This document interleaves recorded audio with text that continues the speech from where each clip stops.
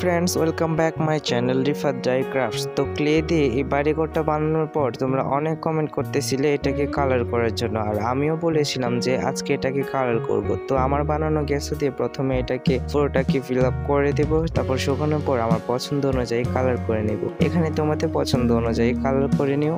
So C the process and enjoy the music.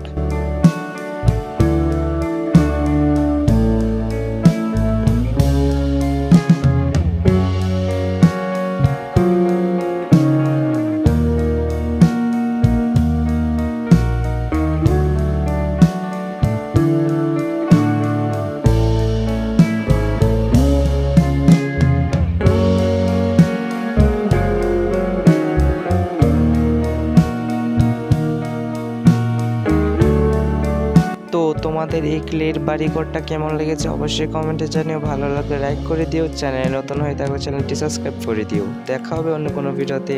By.